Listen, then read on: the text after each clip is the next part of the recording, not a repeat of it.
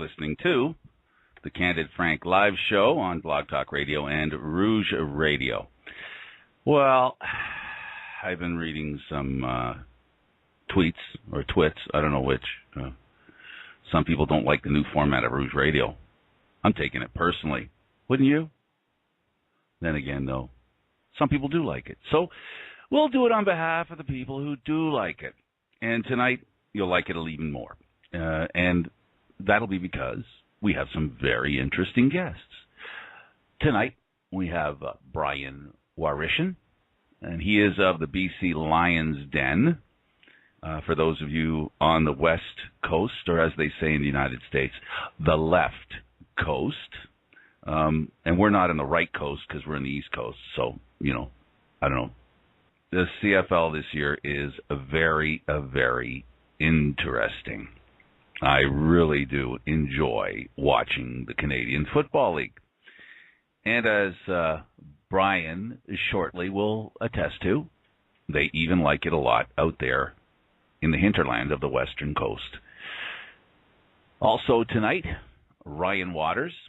Ryan reported that a football game in BC was, they made a determination that a Hamilton football player shouldn't have been playing. And we'll talk about that as well. That's the headline story on the CJFL. Also tonight, we have a new guest host. That is correct. His name is Tyler, wait for it, Bieber. Tyler Bieber. No, don't go phoning your daughters now. There's no relation.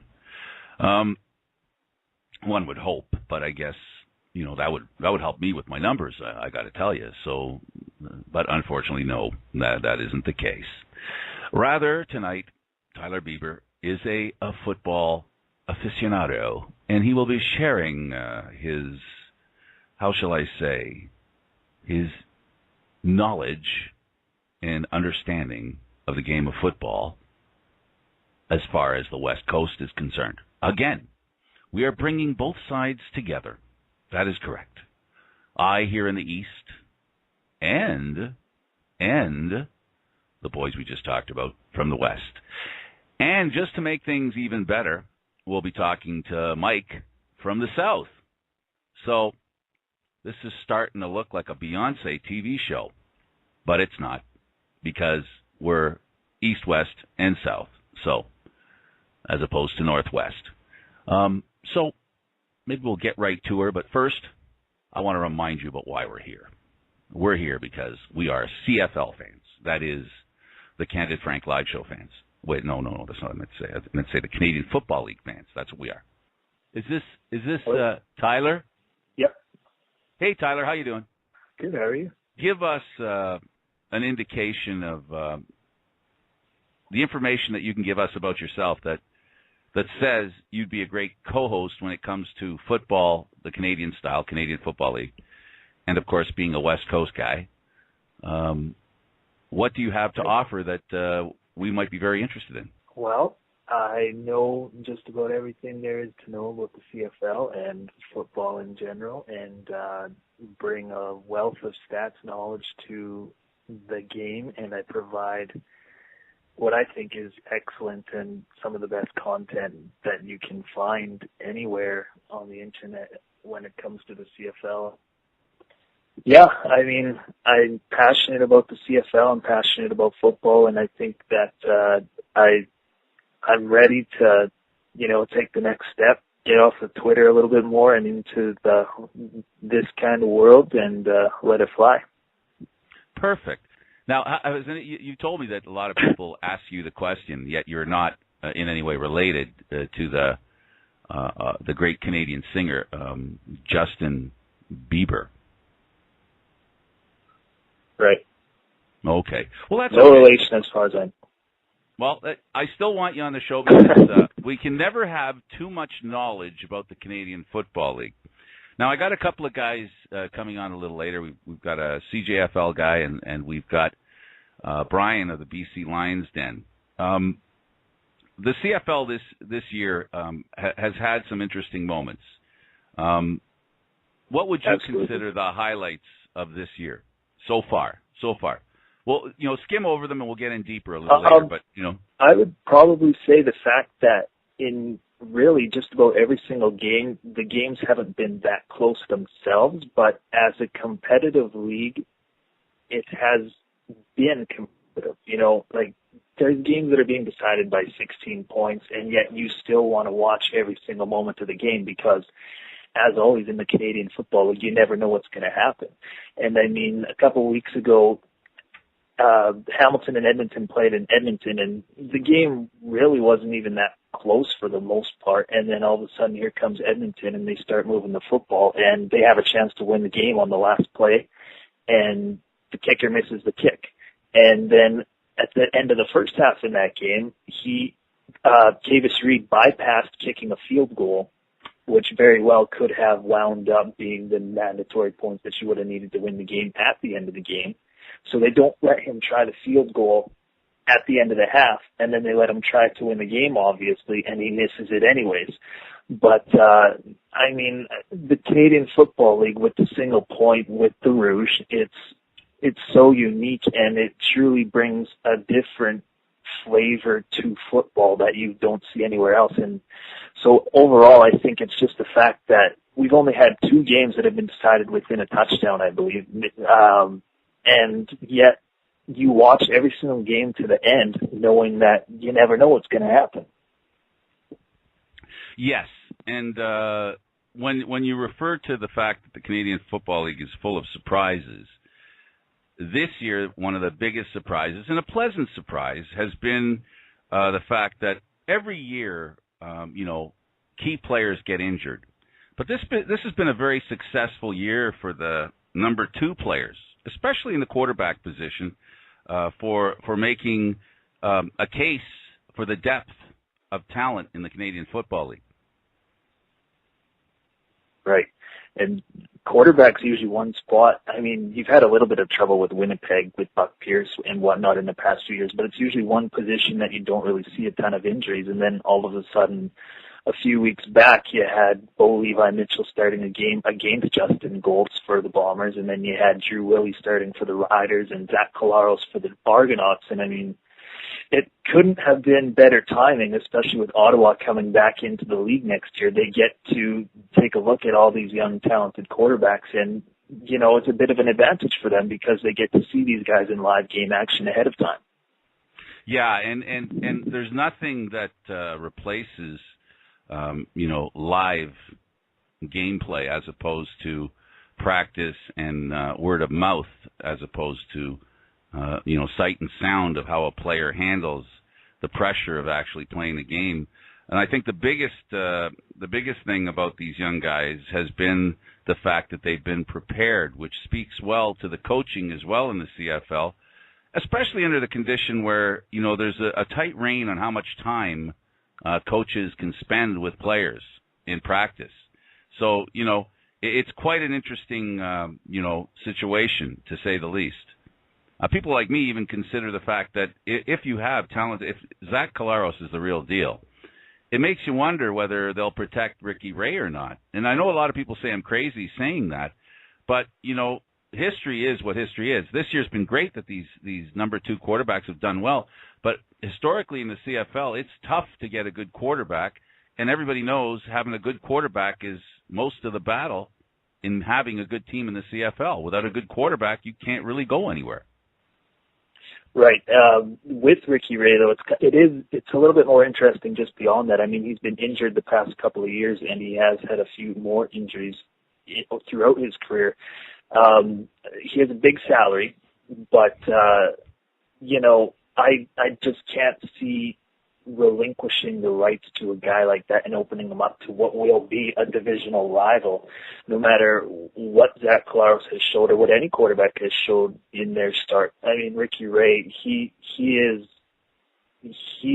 insane. A 76% completion rating, that's unheard of in the CFL, let alone any football league. He hasn't thrown an interception this year yet. He's only had 5 starts because he did miss the one game with injury, but even against Montreal, he bounces back. He only has to throw 18 passes. He gets injured, which didn't really help his case, but again, he played well enough that they were in control of the game. He threw 3 touchdown passes, and they ran away with another win based on his incredible ability to move the ball fast, move the ball accurately, hit his receivers, and just move the offense in a way that you don't see anymore. No matter how talented the quarterbacks in our league have been recently, with Anthony Calvillo setting records, you just don't see this anymore, and it's incredible. And I just can't imagine letting a guy like that be free, even if he is going to be 34 years old in October here. So he'll be 34 years old in training camp next year. But again, I can't imagine a situation where they let him go. Well, like I said, I'm here to make sure that people have something to talk about, and I still think that's a good subject. While I mentioned Ricky Ray, there are quarterbacks that, after all, for the word is that Collaros will be a free agent at the end of this year, so they won't have to waste a pick on him.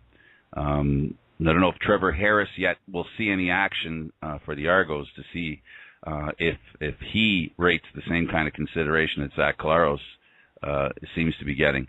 The other quarterbacks that you mentioned have done really well, and it's just great that we have that much talent in the CFL where, a team shows up and then what could be a devastating injury doesn't take away from the interesting nature of a football game because somebody comes in and does a great job, maybe most of all when not expected to. So it speaks well of the CFL, doesn't it?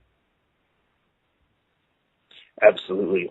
You roll back the clock to when Ottawa originally came back in 2002 as the Renegades. Their starting quarterback was Dan Crowley, and they couldn't ever get off the ground just because they couldn't get consistent play from their quarterback position. And then a couple of years into the project, they did get Kerry Joseph, but again, they just didn't have enough talent all around to get going, and eventually, obviously, it faded, and they had to fold the team again in 2005, at the end of the 2005 season. But not only the quarterbacks, but you look at all the talent level, where the talent level is across the board, whether it's the non-import players or the import players, and they are going to have a field day picking these guys because there is an absolute wealth of talent across the board. Yeah, that's this year more than any other CFL expansion draft. The existing teams have really been put under a lot of pressure to really make some really, really tough decisions, no? Absolutely. You look at the BC Lions and specifically their defense, and you can only protect 10 imports in the first round. And, it's going to be tough for them. They have some older players, so it makes for a little bit more interesting decision in that way. But, they have Solomon Elimimian, they have Adam Bighill and Anton McKenzie in their linebacking core. You flip it over to the secondary, and they have Dante Marsh. They have Cord Parks, who has come on in his own this season in his first year in the league. They have Corey Banks. They have Karon Williams, Cream Smith, Ryan Phillips. All these imports, and, who do you protect? Who do you let go? And again, some of them are going to be free agents, so you're not going to have to worry about that anyways. And then you flip it over to their receivers. They have Emmanuel Arsenault. They have Nick Moore, Courtney Taylor. Guys that, you're going to have to let somebody go. And those are guys that Ottawa is going to be able to build off of immediately. And I think they're going to compete at a high level right out of the gate just because they're going to have so many experienced CFL players already as it is. Let's talk about the draft and how it works. Can I ask you about, after the first round? Okay, the first round, they get to protect 10 on imports, right? So how does it work? So right. Ottawa picks one player from each team and then goes continually like that? So the first thing is they get to pick one player on the team that protects 10 imports. Right. Teams are allowed to protect one quarterback and then 10 more additional import players in the first round. And so Ottawa can take 2 quarterbacks. They can only pick one player from each team. And then there's a little bit of an added fact to this here. If Ottawa takes a quarterback, say they took Zach Collaros from the Toronto Argonauts, then the Argonauts would get to protect 2 more non-import players in the next round. And then if they took a kicker or a punter, say they draft, Rob Maver out of Calgary, then Calgary would get to select an additional non-import player to protect. So to recap that, they get to pick one import player from each team, and then they can take up to, but not exceeding, 2 quarterbacks in that first round, which will be all imports. You can't select any Canadians in that first round. It has to be all imports.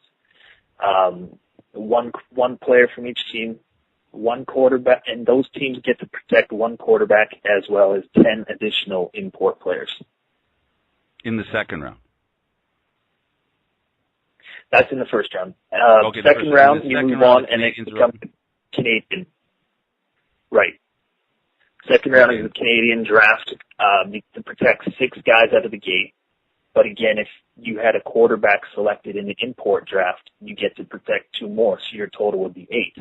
And then if you had a kicker or a punter selected from your roster, then you'd get to protect 1, so your total would be 7. Okay, and then in the third round, and now how many players will Ottawa get to pick in the second round? 1 player from each team? Yeah, again, they get to pick 1 player from each team. And no more than 1 player in the second round like the first? Correct. So in the third round? And then in the third round, each team gets to protect 6 more non-import players. And that's in addition to the second round, so you would get to protect a total of 12. But again, if a quarterback was taken, you would get to protect 14. But in the third round, you can only protect more import players if a kicker or a punter is selected in the second round. So if your kicker or your punter is selected in the second round, you get to protect 2 more players, like in the first round. So if you're the Calgary Stampeders again and Rob Maver gets picked in the second round, then you get to draft 2 more players, or get to protect 2 more players in the third round. Now, so is that imports or non-imports? In the second round is non-imports. Third round is non-imports as well. Oh, okay, all right. So this then the second and third round gets to be more interesting as far as the Canadian players are concerned. Right. At the start, you get to protect 12. But again, if your quarterback is selected in the first round, then you get to protect 14. If your kicker or your punter is selected in the first round, you get to protect 13. But if your kicker or your punter is selected in the second round, then you get to again protect 2 more players. So it's a little bit tough to follow when you're just talking about it. But that's basically. and how many rounds? No, you're doing great. No, seriously, you're making it very easy to understand, especially since we didn't rehearse this. This is all off the cuff, which is, to be honest with you, this is how I like to do it. I find that when you rehearse stuff, you end up leaving a lot of the best stuff before the show. The third round, and then how many more rounds are there? There's 3 rounds. So Ottawa will get to select 24 players, and then every other player that will be on their roster they'll have to sign as a free agent. Right, and there will be lots of free agents because the CFL is always loaded with free agents. Absolutely.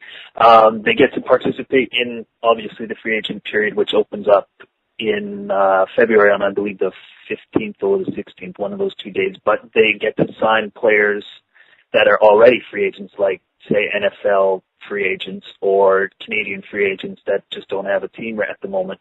And they get to sign those players. I believe it's early in December, that date is. But, so they get to select 24 players in the expansion draft, and then they'll get to sign a whole bunch more players as free agents and then build their roster that way. Oh, okay. So the draft that we originally spoke to is, I think, in the middle towards the end of December, isn't it? I believe they planned it for December 16th. There you go, the middle of December. Which is a Monday. So to get inside the mindset of what's going on in Ottawa, to get in there where the wheels are turning and the smoke is burning, early December or after the Grey Cup, let's start there. After the Grey Cup, not long after, because the Grey Cup's played on November 24th, in a couple of weeks, the Ottawa Red Blacks will be able to start signing players that don't belong to anyone. And then soon after, a couple of weeks later, they will be drafting based on, players that they have options to pick, to complement the players that they've already drafted as they had their first draft this year with the CFL, and then the free agents that they pick. So things are going to get fast and furious for Red Black fans right away. It's going to be interesting, and right now the Red Black fans are really ready and chomping at the bit to get involved in the Canadian Football League. Absolutely. I can imagine ever since they announced that Ottawa would be coming back, I mean, you're just ready to play football and see football games from the moment that announcement was made. And like you said, I actually pulled it up here from Jamie Dickster, who is the CFL head public relations guy, and they can start signing players the day after the Grey Cup is played. So that'll be Monday, November 25th is when they can start picking up guys who don't have a current team. And then, again, the draft will take place on December 16th. And then after that, they can go after CFL free agents. So that would be players whose contracts have expired, and that'll be on February 15th is when they can start going after those guys. And then, as we learned on this program this year, the show began in the beginning of January of this past year, and I started I started a CFL show in January, if that makes any sense. But there still was plenty to talk about. If you're a fan of the CFL, there's always stuff to talk about. There aren't many opportunities like this program, or like you want to do as far as tweets and stuff are concerned. It's good to have you here. I really do appreciate you being on, and it never hurts to have somebody who understands the inner working of the game. I like to think that I can cover the soul fairly well, but the brain doesn't work too good for me. So I'm glad to have a brain on the program. Tyler, I really appreciate it. Tyler Bieber, thank you. No problem. You bet. Now, I'm sorry, I apologize. Sometimes there's a hesitation in the sound. It's not you, and believe it or not, it's not me either. Yes, and thank you. Absolutely, I appreciate the opportunity to come on. Hey, there's lots of room. There's lots of room. I mean, anytime I don't have to say anything, it's a good day for me.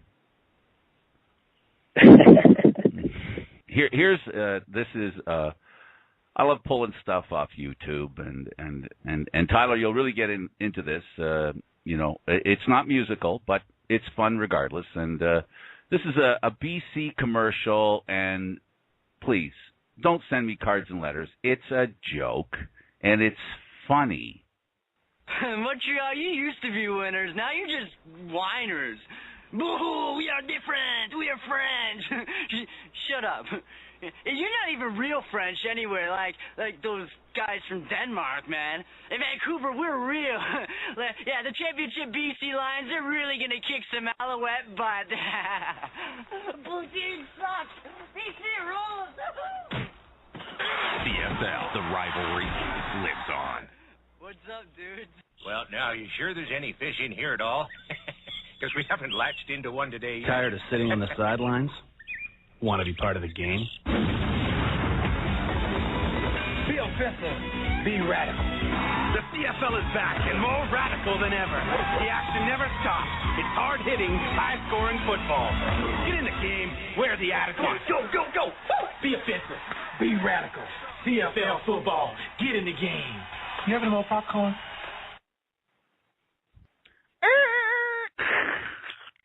That was the sound of Saskatchewan this past week. Their car ran into a wall.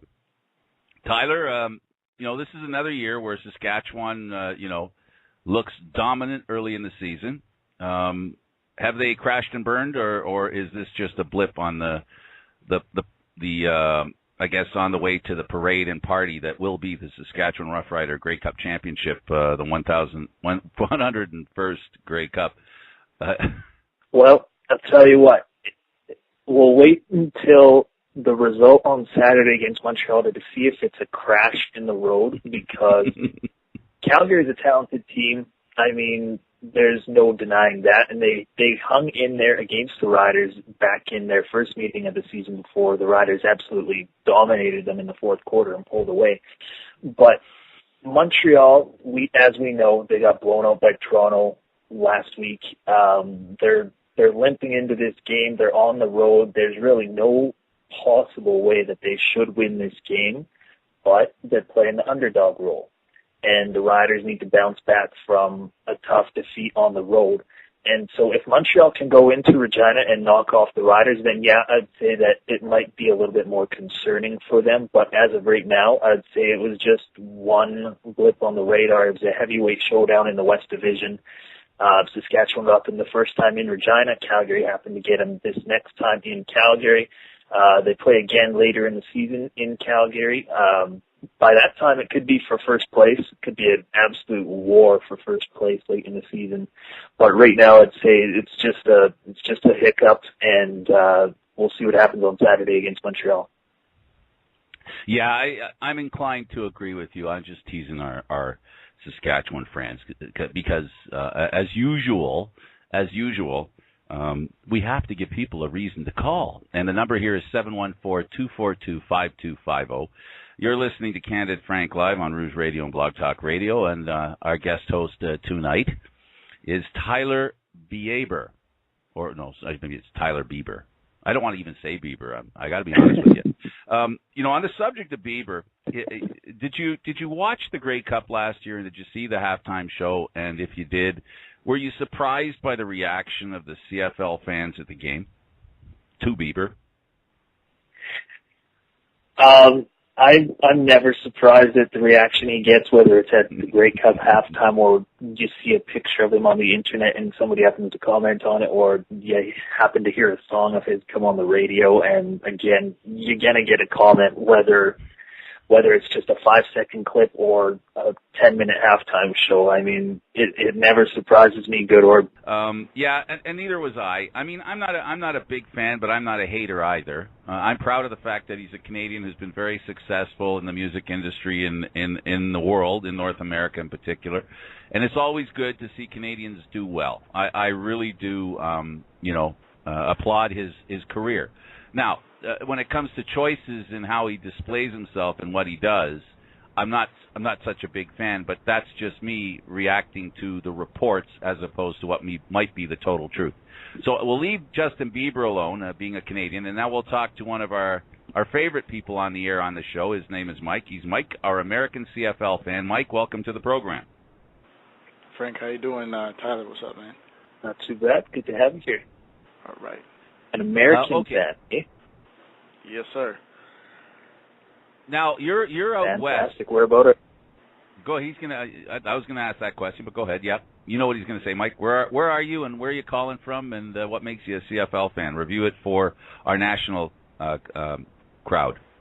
Yeah, I'm from Minneapolis, Minnesota. Oh, now I live in St. Paul, but I got exposed to the CFL through my uncle, who's a retired police officer in Winnipeg, and I used to go up to Bomber games with him, and through him, I got exposed to the game, and the more I got into it, the more I watched it, I started to like it more and more, and I guess over time, I started to like the CFL more than the NFL for various reasons, and I stumbled upon Frank's show, and since then, I've been a fan of his show as well, and here I am, so that's how we got here. Living in Minnesota, do you follow the Vikings that closely, or are you mostly a hardcore CFL fan now? No, I grew up a hardcore Viking fan, and I had my heart broken in '98 when I was 13, and a couple other times. But over the years, I just started, stop really paying attention as much because the team's kind of been crap. But no, I mean I follow them, but I consider myself more a CFL fan than the NFL. The similarities between the Montreal Alouettes and the Roman Empire, and if I'm a history buff, so anyone who likes history, you'll probably appreciate the fact that when you look at the two, from 2000 until 2012, the rise and fall of the L's followed the same pattern of the Roman Empire, almost to a T, which is kind of strange. So, give us. We've talked about Saskatchewan. Right now, we're moving along from the CFL to Saskatchewan. We both agree that Saskatchewan is not on its way to a dismal season just because they lost the game. You're a Saskatchewan fan, but let's talk about the Als. First of all, give us an indication of some of the similarities between the Roman Empire's demise and the Als' fall from grace. Yeah, no, and I know you, Frank, you're an Italian, so you might appreciate this too. But what do you say? What do you say? What do you say now? What do you say? Nice. No, but the thing about is anyone who knows about Rome, when Rome was coming up, they had certain obstacles and adversity that they had to go through before they reached that pinnacle point where they dominated the known world at the time. And one of their major opponents was a man by the name of Hannibal from an empire called Carthage. And his primary thing is he lived in Spain, and he eventually brought his army from the west through the Alp Mountains in the north, and he eventually came through northern Italy and eventually laid siege to the city, and he was on the verge of pretty much wiping out the empire. And it took them years to deal with the guy. And the thing is, if you look at the Als, they went through that similar phase where from 2000 until about 2008, with the exception of the Grey Cup they won in 2002, they kept losing to the Western teams in the Grey Cup. Like, they would get to the Grey Cup over and over again, but it was the same story. We kept seeing, they'd always come up short against a team from the West.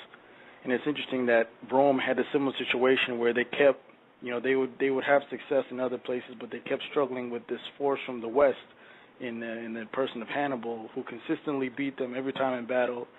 And the funny thing is, the way they beat Hannibal was on a technicality, the same way the Alouettes finally overcame their Grey Cup drought on a technicality, where Rome beat Hannibal by making a side deal with the Carthage Senate to basically take out his financial support and take out his knees from underneath him.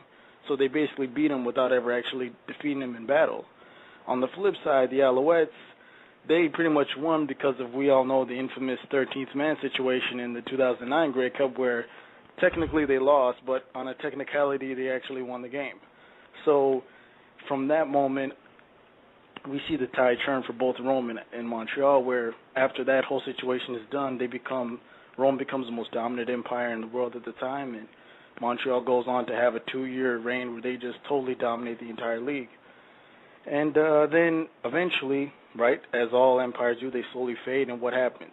Rome has these nations to the north in Germany and France, these small Germanic tribes who they subjugated for years, and they were just exploiting them for wheat and gold and whatever. So eventually, these groups rise up and eventually take Rome out and actually come to the very city of Rome and wipe it out. On the flip side, Montreal, right? Go ahead. And I guess I want to interject. I guess the people that eventually did that were the Navy, the boat guys, right? They eventually, otherwise known as the Argonauts, came in and took care of things after that. Well, that's great. It sounds like an interesting. We don't want to give it all away. Okay. On the Als subject, Tyler, we heard a little bit about how it associates with history. Statistically, are there clues to their demise? I mean, last year they were one pass away from making it to the Grey Cup. So I can't believe that this is just a continuation of last year, because I really don't think there was any sign last year that this was going to happen. Yeah, I'll tell you what, they lost Mark Trestman to the Chicago Bears in the off season, and he had been such a key to revitalizing Anthony Calvillo's career. And 2007, Calvillo threw 17 touchdown passes, 8 interceptions. I mean, it's not a terrible season by any means. He did miss a few games towards the end of the year, but it wasn't Anthony Calvillo numbers. First year with Mark Trestman as head coach and a key contributor in the offense, Calvillo had 43 touchdown passes, 13 interceptions. He was the MVP. I mean, a truly outstanding season. And they lost to the Calgary Stampeders in the Grey Cup that year. Next season, again, as Calvillo somehow, at the age of, I believe he would have been 39 that year, somehow, again, threw 26 touchdown passes and only 6 interceptions, had another outstanding season. Alouettes beat the Riders in the Grey Cup. As Mike mentioned, 13th man penalty. Moving along to 2010, he threw 32 touchdown passes and 7 interceptions. as they beat the Riders again, this time in Edmonton for the Grey Cup. 2011, 32 touchdown passes, 8 interceptions. 2012, last season, of course, 31 touchdowns, 14 passes, and as you mentioned, they were also close to returning back to the Grey Cup, but the Argos got them in the end. And then the turnover. Trestman goes, Dan Hawkins comes in, and he starts to instill some philosophies that simply aren't going to work in the CFL. And Jim Popp and the Alouettes brass even started to see that from the beginning of training camp, and I think they started to feel that, okay, we may have made a mistake. Now, you have to let him still do his thing because it could somehow work, but as we saw, it didn't. And they started out 2-3. Dan Hawkins was fired. Jim Popp is back on the sideline as he was in 2007. I thought that last week they would have a little bit of a turnaround. And I mean, you're playing at home, you're playing against a divisional rival, but they came out absolutely flat. Noel Devine fumbled the football twice. The Argos got up quickly on them, and then they never recovered. Calvillo himself has struggled this year. 6 touchdown passes. He's only thrown 1 touchdown pass in each game. He's been hit a lot, and maybe more so than he has in any year that he's ever played. And I think it's obvious that he's struggling, and, you know, the fall of the Alouettes is probably going to come when Calvillo retires, and I think it's even starting to show now a little bit.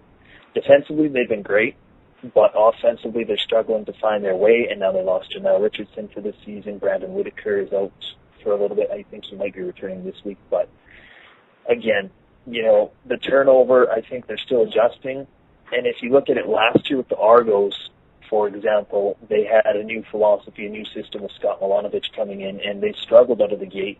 But as the season goes on, it's an 18-game season. You see these teams at least twice a season, and your divisional rivals 3 times, and one of them you see 4 times. But you start to get a familiarity with these teams, and then you start to game plan around it. You come back, and you pop them back the next game. That's kind of like what we saw last week with Calgary getting back at Saskatchewan. And you start to gain your ground, and you start to figure things out, and, you know, you take off from there. Whether that's going to happen with Montreal, I'm not sure. They have Doug Barry as their offensive coordinator, and I think they did some things good, but for whatever reason, they can't seem to have that game plan consistent throughout the entire game, and they struggle. So I would wait and see if we're going to see the complete demise of the Alouettes, but I think once Calvillo retires, they certainly will, because I'm not a huge fan of their backups. They have Josh Nieswander and Tanner Marsh, and with Calvillo playing, you'd never see them, so I mean, it's always hard to say, unlike, again, Zach Claros, Bo Levi Mitchell, Drew Willie, and those guys who have seen actual game time this season. We've got Brian Wawryshyn on now on the program. Brian, you're here with Mike, our American CFL fan from Minneapolis, with Tyler Bieber, our statistical genius when it comes to CFL, and basically the factual guy on the program. And my name's Frank Stanisci. I'm here, and Brian, you are Mr. BC Lions. I run BCLionsDen.ca. It's a fan blog, and we also run a podcast as well. Had Tyler on the show last week, actually. Yeah, and I just interrupted his dissertation on the Owls by hitting the button to call you too soon. I meant to hit the silent button, and instead I just dialed you. So first of all, most of all, I want to apologize to Tyler. Tyler, sorry about that. Please let Tyler finish his dissertation on what's caused the demise of the Owls, or what signs there were in the road that showed that maybe the Owls were not going to be repeat champions or compete as well as they have in the past. Tyler, my apologies. Please continue.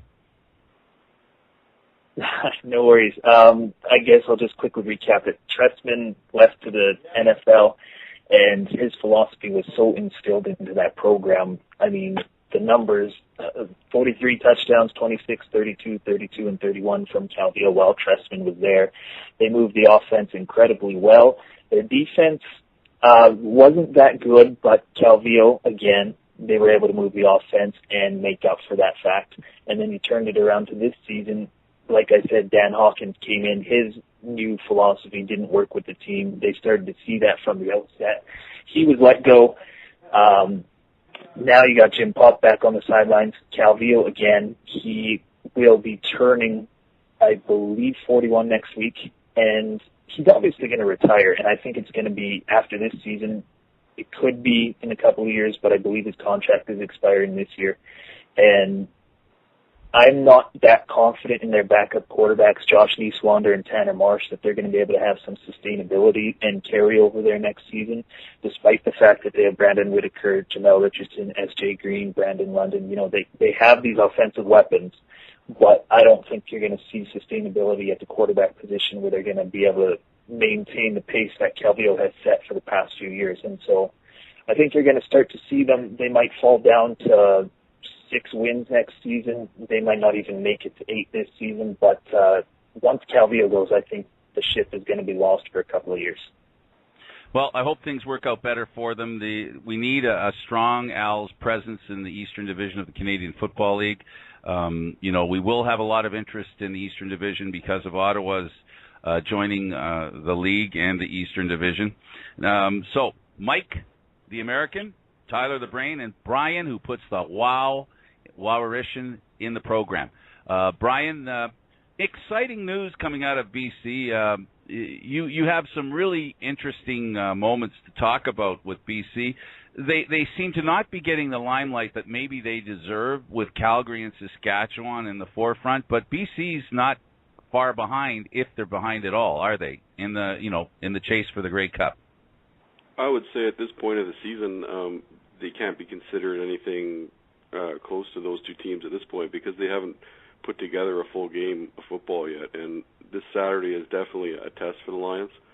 And if they fail it, then they've got some questions to answer because, it'd be the second game they've lost to the Stampeders this season. They would lose the season series already. And, it's time to put a full game together against the Stampeders this Saturday because I think to this point, the Lions have been a fairly average football team. You've got a quarterback with one of my favorite quarterbacks in the CFL who has a great reputation. Some are suggesting that maybe it's only reputation and he hasn't come through in a manner that maybe should be, what he's done. Well, I would say that if you're talking about this season, perhaps. But if you're talking about not coming through, I don't agree with that at all. The Lions were a 1-6 football team, and they won the Grey Cup on the back of Travis Lulay. So I think he's proven that he can do it. I think there's more problems in BC right now than just Travis Lulay. The offensive line is a work in progress right now. You have young receivers, and they've struggled in the red zone, and that's not all on Travis Lulay. So. I would say he's proven that he can play. I think he is an upper echelon quarterback in the league, and I'm not quite sure why people would feel otherwise. Okay, no, I wanted your perspective because we've heard the rumblings that with his his efficiency rating isn't as good as you'd expect it to be, but that's just a number. That really doesn't tell the story. And the offensive line has a lot to do with how successful a quarterback is. Let's be honest. Mike, you sounded like you wanted to jump in on the Lulay BC discussion. Yeah, I just wanted to add first off, I don't know if Tyler caught me when I said earlier, but the Owls just signed Troy Smith, the former quarterback out of Ohio State and of the San Francisco 49ers. So it looked like they may have just found their next quarterback if Calvillo does hang it up after this season. And that's to complete the Owls portion of the program. Now, do you have anything on BC? Yeah, no. When it comes to Travis Lulay, I think, and he, I don't want to get him upset about this, but I think it's the fact that Lulay was great in 2011, and he took the league by storm. And then since then, what we've seen is a steady decline where the defenses have seemed to figure him out more and more every time he plays. And I remember Darian Durant in 2009, everyone was saying Durant's the next great star, and people were like, oh, he's the next, he's the future of the CFL. And what happened? Defenses started to figure out more and more. He struggled the next 2 years, and he's really just starting to rebound towards the end of last season through this season. So I think Lulay just going through that same phase where defenses read him, figure him out, have a game plan for him, and now he's got to learn to adjust his game to that.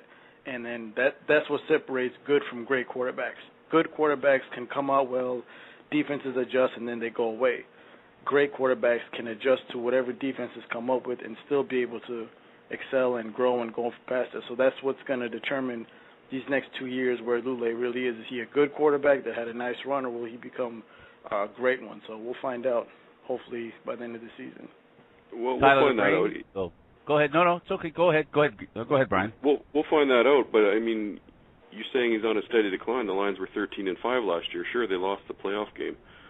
I just don't agree with the fact that Lulay is not performing adequately for the Lions. Certainly Grey Cups tell the story in playoff success.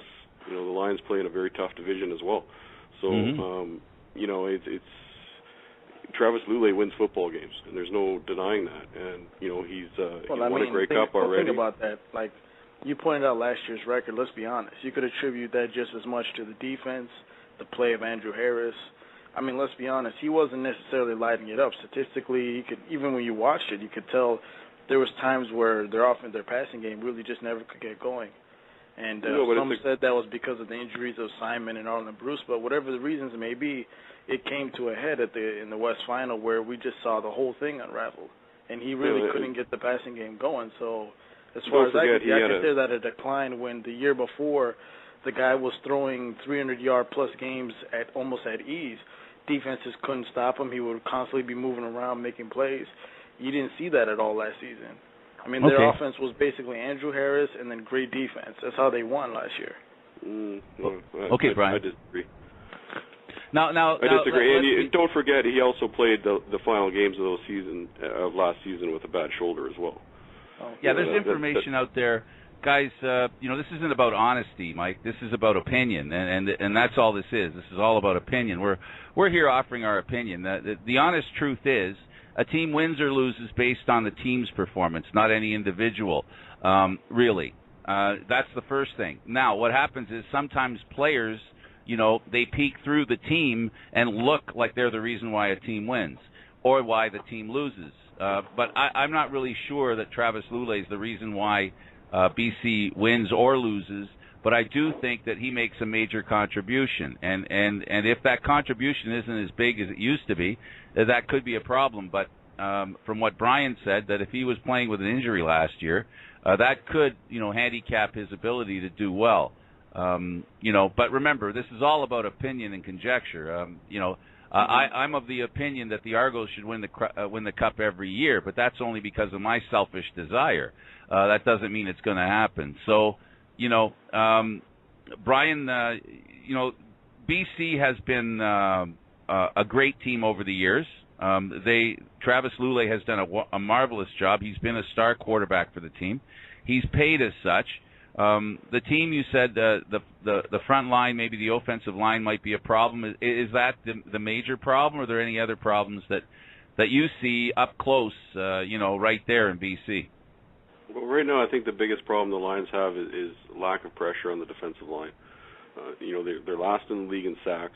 Last year's sack leader, Karan Williams, only has 1 sack through 6 games. So I think that's the key thing right there, is they have to get more out of their defensive line to keep other offenses off the field.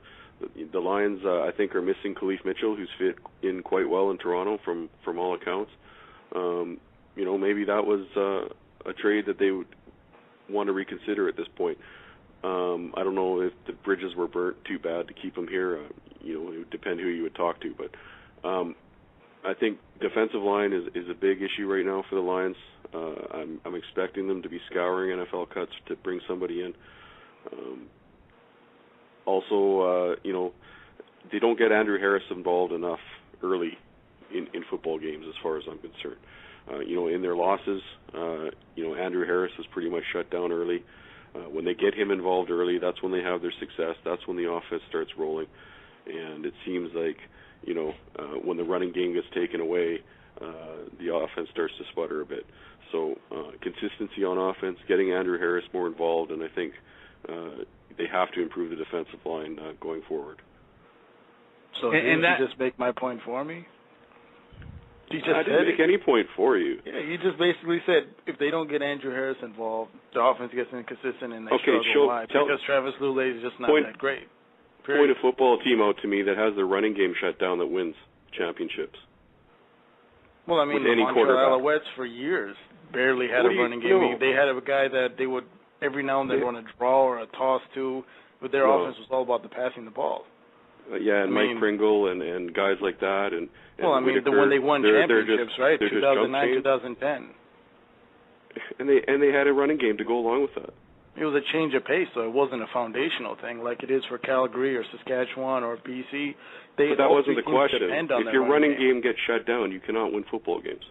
Nowhere can you win football games. Nowhere. Green Bay Packers won a Super Bowl without running the ball. What are you talking about? It's all about. We're not talking about the NFL here. We're talking about the Canadian Football League. Yeah, no, but Frank just said anywhere it can't happen. Yeah, no, hey, listen, no. Well, I'm gonna make my point. The point I'm trying to make is that nowhere can a team win championships without both parts of the offense working. And in the Canadian Football League, it's even more important that that special teams is even more important again.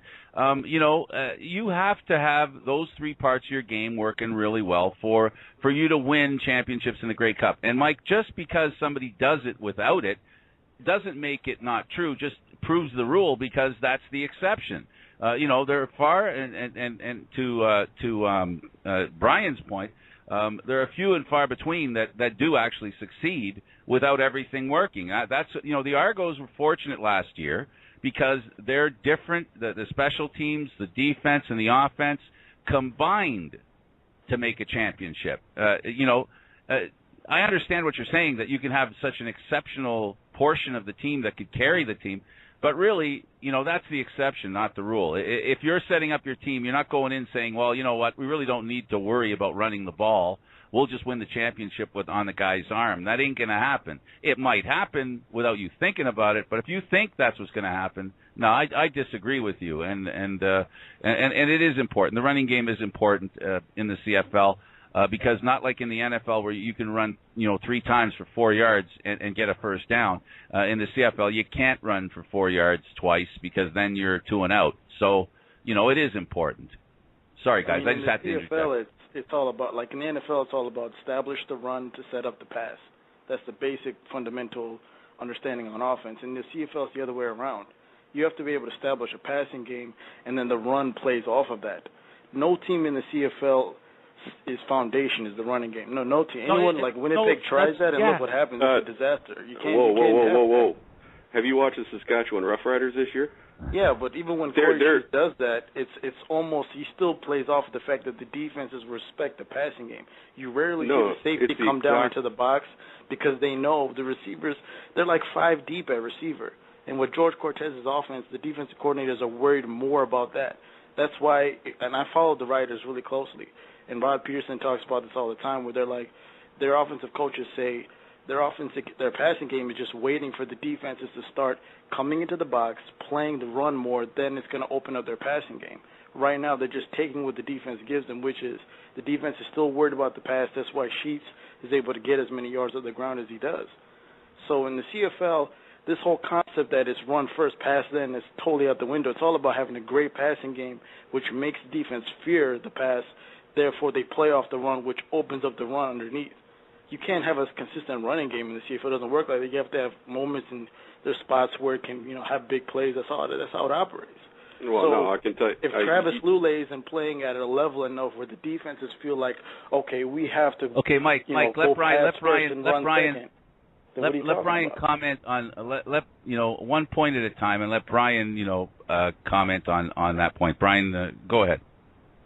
You can say the exact opposite and say you can't have a passing game without a running game. If you don't respect the gun, if you don't respect the run, you're going to get blitzed on every down. You have to have a balanced attack in the Canadian Football League. You just have to. And all I'm saying is don't, because if Andrew Harris gets shut down, that's not a slight on Travis Lulay. Travis Lulay is an excellent quarterback, and his legacy is soon to be found out. As you said, in the next couple of years, we'll find out if he's a great quarterback or, a good quarterback. But at the same time, if the run game was shut down and the Lions lose a playoff game or a game because the running game was shut down, you can't lay all that on Travis Lulay. We learned a very important lesson here in Toronto just this past year prior to the Grey Cup victory. We had a running back who was leading the league in rushing, named Corey Boyd, released by the Toronto Argonauts, bringing in a young unknown, Chad Cackert. Chad Cackert went on to win the MVP in the Grey Cup. After Corey Boyd's departure, Ricky Ray's numbers ballooned, and ever since he's not looked back since. So, there is a symbiotic relationship between the run and the pass. There is no one without the other. I don't care what anybody says. As far as being a good offense, you can be a good offense. You can be a good defense. But if you really want greatness, the other half has to be really good. It's just, in my opinion, that's what I think. Tyler, statistically speaking, since Tyler the Brain Bieber, is there anything to back up what either of these gentlemen are talking about in regards to Travis Lulay and offense and the run and the pass, in your opinion? Well, I think you take it case by case. I mean, in Saskatchewan, for example, Corey Sheet is where the ball goes. And it showed. I mean, they have 165 yards rushing per game as opposed to 269 yards passing per game, which is fairly high, but still, in the CFL, when you're rushing for 165 yards a game, chances are you're going to win a lot more games than you're not. As far as the Lions go, I think that Andrew Harris ties in big time to their offense, but it's not necessarily running the football. He is a big part of their passing game, and I don't think they're using him enough in that regard. Last year, he had 75 receptions. And this year, thus far, he only has 25. So, I mean, as much as you have to get the guy the ball rushing the football, I think in the CFL especially, you have to get him the ball in the air. And whether that's screens or swing outs or check downs. And I mean, as you mentioned, Frank, Corey Boyd getting released last year, they brought in Chad Cackert. But when you look at Scott Milanovich's offenses in Montreal, who was the key figure in those offenses other than Anthony Calvillo? It was the running back, Brandon Whitaker, Avon Coburn, these guys who get the ball receiving the football. 80 catches a year. They move the chains, picking up the first down via the screens, via swing outs, check downs. That's what's going to get you moving the football more often than not when you're struggling to move the ball. And for the Lions, I think that what they have to do is they have to get Andrew Harris the ball more, not only running the football, handing it off, which he's not even close to what he should be getting. Against Winnipeg, he only had 13 carries. But receiving, I mean, it's such a huge aspect in the CFL. And when you're getting the running back the football, he's in open space, he's going to make plays, he's going to move the football. I mean, that's just common sense. So I don't think there's a direct correlation way to put the passing and the rushing game when you look at the CFL. I think you take it case by case. So you look at Calgary again, they have John Cornish. John Cornish is going to get the ball first because of how dominant a rusher he is. And when you start to stack the box, maybe try and shut him down a little bit, then you go back to the passing game. Edmonton, you have Mike Riley at quarterback, and he struggled a little bit here so far, but the running game I don't think is as good there. You have Hugh Charles, they have a struggling offensive line, and, chances are you're going to be able to shut them down in more cases than not. So, again, I don't think there's a direct tie-in with the two sides, but I think in terms of the BC line... Hello? Oh, we lost him in mid-conversation. Oh, well. I'll call him back and see if I think that Tyler... I'm sorry, Brian, just let me get this part out, because what he said, what Tyler was saying was very poignant. And poignant in the sense that the only thing he didn't say that he skirted around was that the running back in the passing offense can keep the defense honest. And if that's working, then you got your passes to the sidelines and down the middle with more of an opportunity to be made, and also the running game. Go ahead. That was just my point I was going to add to Tyler. No, I was going to agree with him, and I think I mentioned that point earlier that, you have to be able to respect the run to have a successful passing game. You have to have your running game respected. So, and I agree totally with him that like I said at the beginning when we were talking about the BC game, the Lions have to get Andrew Harris more involved, and we've seen him being thrown the ball. He's unfortunately dropped a couple right in his hands that he probably would have walked into the end zone on a couple in the last couple of games. So, I think Tyler was bang on with his comments, and I just feel like I've made my point, so we can move on from this. Okay. Yes. Now, Brian, I just we're want going to say sorry about that to you and Frank. I just been watching First Take on ESPN, and I got in that Stephen A. Smith mode. I'm sorry about that. And it's okay. I'm a Everybody writer has their fan to the opinions, heart, right? so I just when it comes to the other Western teams, I always get kind of, Yeah, I know that writer fandom comes out. Mike, don't apologize. There's nothing to apologize. The reason I interject and I say this is a matter of opinion, don't worry about honesty and don't worry about it because here everybody's welcome to give their honest, and the important word here is opinion. And and that's what this is all about. So don't ever apologize for it. As long as you're not insulting and abusive and put down people, you're welcome on here. And so far you haven't done anything like that. So don't worry about it. Seriously, don't worry about it. I think Brian has thicker skin than you realize. I hope so. Anyway, Brian, all good on my end. All good. There you go. Okay. So listen, we're going to take a short break. When we come back, we're gonna talk about Winnipeg, guys. Let's think about Winnipeg and a team that. For whatever reason, can't find a winning formula, and it doesn't matter how hard they try, it just doesn't happen for them. And we're gonna go for a Tie-Cat talk here. Here we go. There's an unwritten code in Hamilton. If you live by it, chances are you've replaced the last beer in a cooler. You don't talk during the national anthem. You believe that great things can come from a little room above a fruit stand. You know Mac is a university, not a computer. Your child's first words were Oski Wee Wee. You know a red hat looks good with black and gold, and understand that double blue only looks good on the police.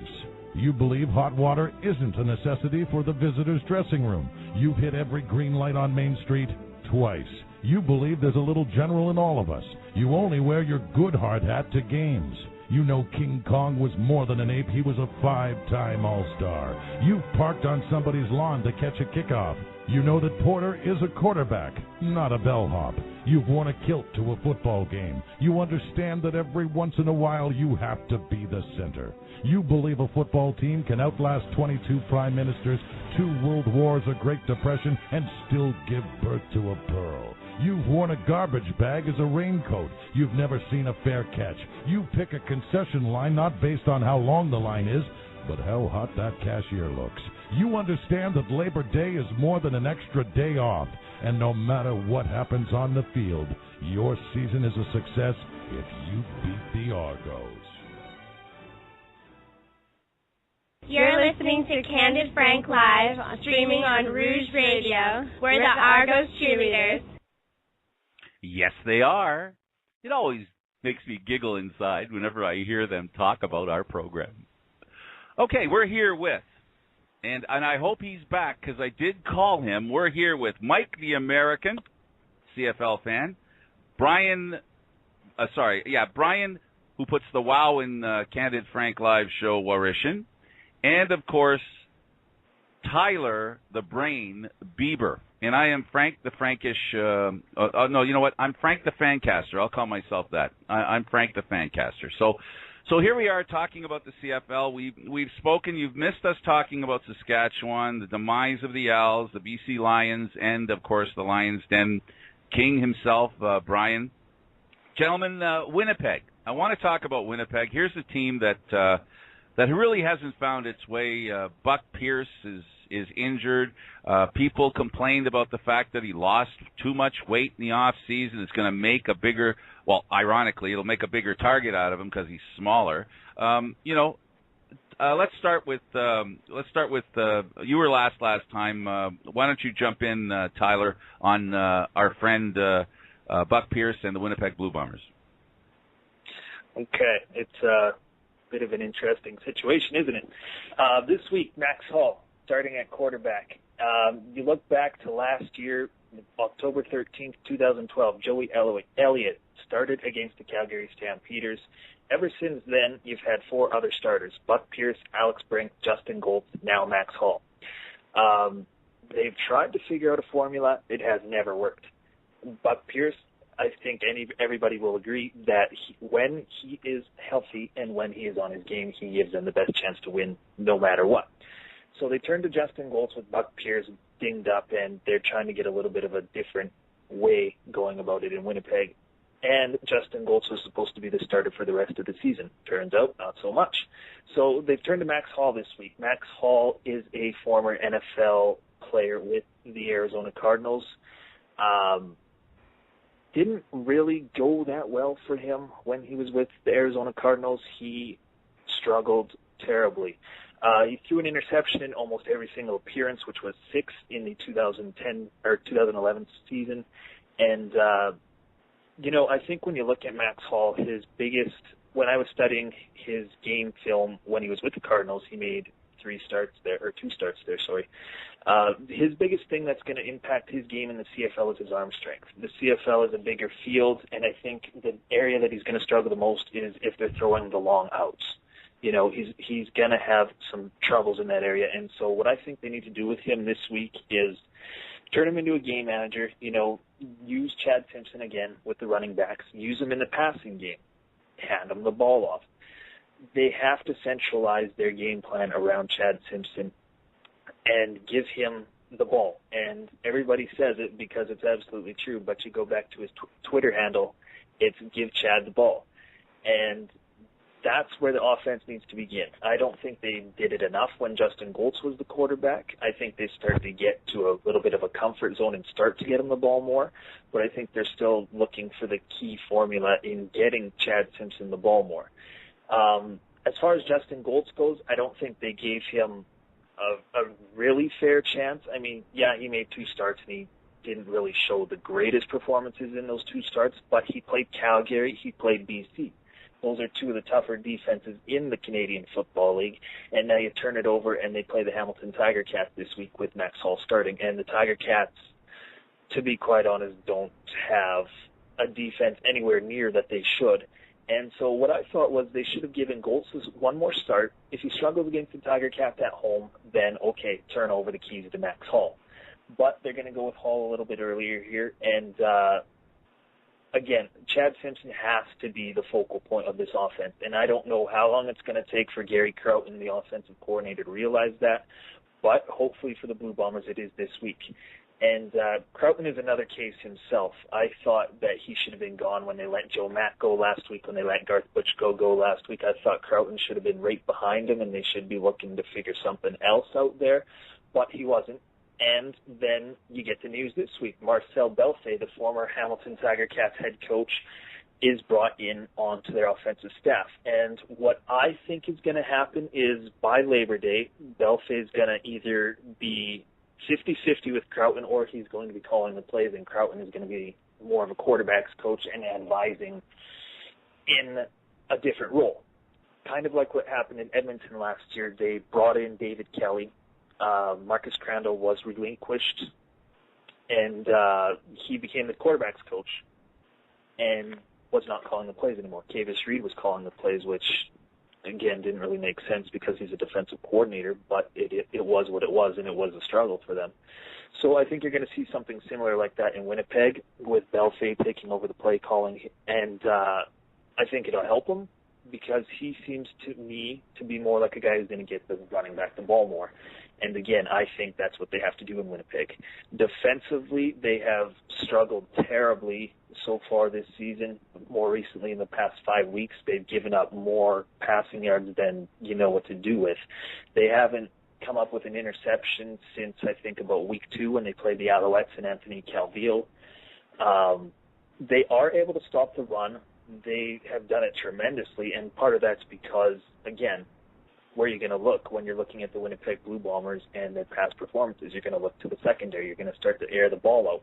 And it kind of helped a struggling BC Lions offense last week. Travis Lulay was 28 of 39 for 268 yards and 3 touchdowns. Again, Andrew Harris struggled. 56 yards on 13 carries. Not necessarily his fault, a combination of BC's offensive line and the Bombers' defense. But again, I think you saw a little bit of a turning point for the Lions offense. They started to correct their red zone offense. It still needs a little bit of work. But again, the Winnipeg defense is just a mess right now. And they need to figure something out there. And Casey Crehan, the defensive coordinator, he was the defensive coordinator in Hamilton last year, and he didn't exactly show that well in Hamilton. So he goes over to Winnipeg, and he's not showing that well in Winnipeg. And, you know, I'm not sure what the exact solution is on defense because I like to focus on the offensive side of the ball. But they need to figure something out. And then you look at their special teams. Justin Pilardi has been demoted. He will not be place kicking or kicking off this week. They signed Sandro DeAngelis, who was with the Saskatchewan Roughriders last season once Chris Milo got hurt. And DeAngelis will be taking over the place kicking duties. But as a whole for the Bombers this week, I think, you know, they're back at home. They need to get a win. They absolutely need to get a win. And as much as the team is in disarray at 1-5, they're only one game back at Hamilton. So if you win this game, you're tied for third place. So in the playoffs. Exactly. Mike, let's move on to Mike. Is Winnipeg a team that can make the playoffs? Yeah, absolutely. When you see the fact that Montreal's at 2-4, they not only can they make the playoffs, they could end up with a home playoff game. But these next two games are going to be huge for them. Like he said, these back-to-backs with Hamilton really could go a long way in turning the season around for either team. I know that, like you said, they need to get the ball to Champ Simpson, but honestly, the issue for them comes down to their offensive line, similar to what BC's dealing with. If your offensive line can't block, you can't run, you can't pass. I mean, that's what caused Buck Pierce to struggle earlier this year. We saw him taking immense pressure, and we even see this in Montreal where Cavillo just isn't the same guy if he can't get blocking. So ultimately, that's where their number one issue is, and that came down to Joe Max. Just, you know, he lost Brandon Labatt.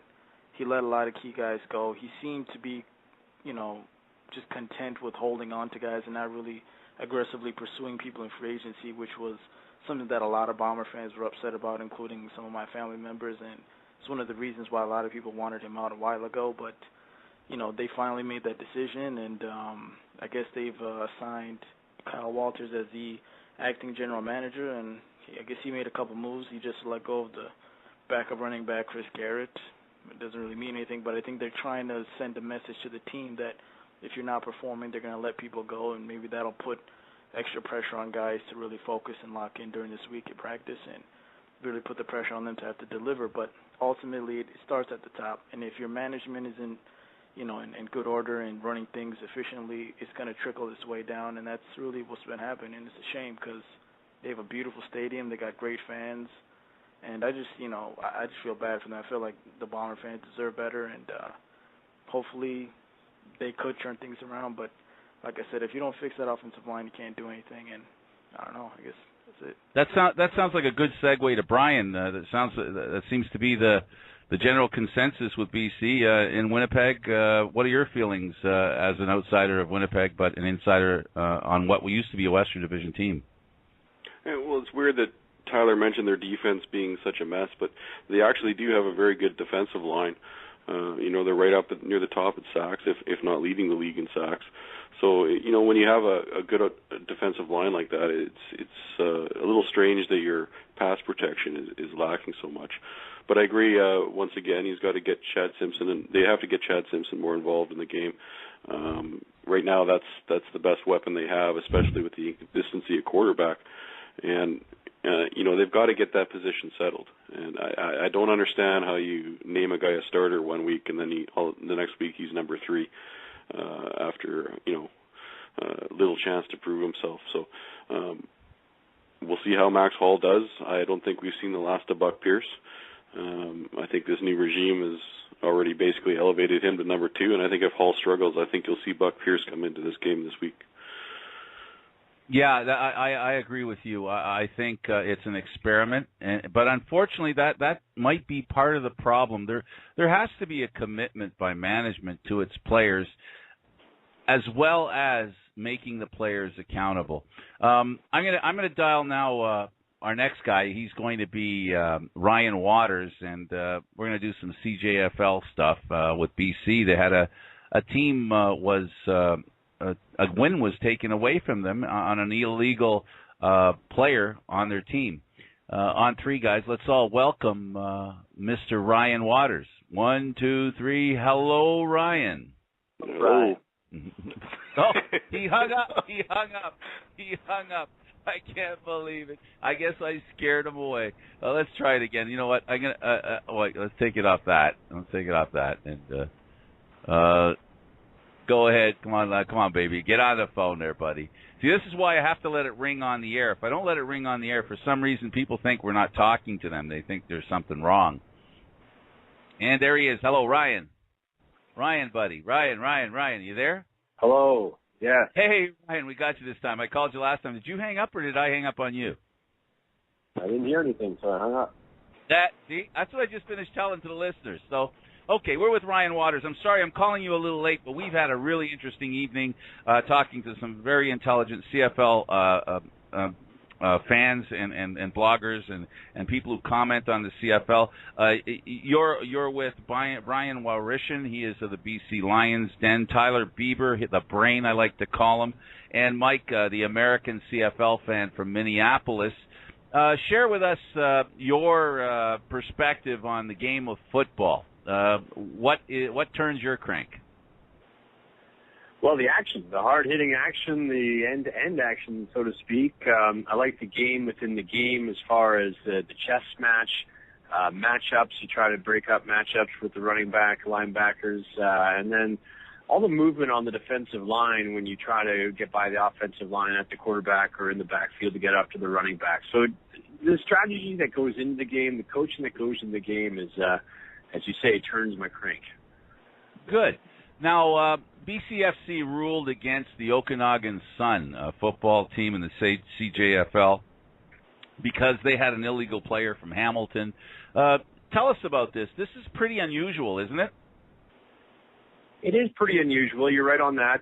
It's an interesting ruling by the British Columbia Football Conference. I am a little surprised on the fact that they overturned the score. Now, I do realize that it is a rule within the conference, but to overturn a score is an interesting decision by the president, Gord Johnson, and the fact that the staff that work around him. So I am a little surprised, to be honest, the fact that it is such a harsh ruling. I know the team has been fined as well by the Canadian Junior Football League, and then, like I said, the BCFC, the British Columbia Football Conference, decided to overturn the game. They did beat the Valley Huskers out of the Chilliwack, BC area, if you're familiar with that, by a big margin. I believe it was 65-10. That changed. The score has now been changed to a 1-0 Huskers victory over the Okanagan Sun, which really plays with the standings as well. The Sun were 3-0. Now they're 2-1. The Huskers were 1-1-1, and now they're 2-0-1. So it is very interesting when you do look at the standings. Yes, it's only week 3. It's a 10-week season if you're not familiar with the BCFC, but they're heading into week 4. So, an interesting ruling. First, and then let's talk about you. And as I give every opportunity for every one of our guests to highlight what their main thing is, and you're with onairenterprises.com. Tell us about what you do other than being on this program. Well, that is my own business, and I do have a branch to that, a website branch to the On Air Enterprises umbrella. It's just my name, ryanwaters.ca. I'm based here in Kelowna, BC, really focus on local sports and local athletes and everybody that makes the local scene here in Kelowna tick in the Okanagan Valley with Penticton and Vernon. So talking to athletes, every sport, every kind of athlete, which is really fun. Met some great kids, some great players, some great athletes coming out of Kelowna.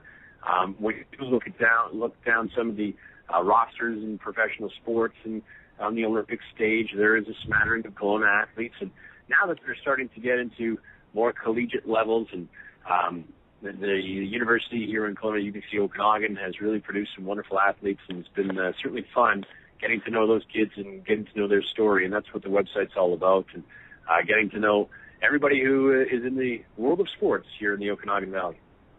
I used to work for the company that built the arena there. The hockey arena. Beautiful. Yep. the beautiful arena. And it's I tell you something. I'm drinking wine right now because I'm at home doing this program, so I don't have to worry about drinking and driving. And I have to tell you that the one thing the Okanagan can do really well is make good wine. Well, I would 100% agree with that. Make good wine and make good people and athletes. And you go. I've taken part. Yeah, I've taken part in a glass of two of my own, so I know exactly what you're talking about. There you go. Now we've been talking about the CFL. Are you comfortable talking about the CFL? I can certainly give my 2 cents for sure, since I'm the media director of the Canadian Junior Football League. And more up to date on what's going on there, but certainly the CFL I can certainly comment on.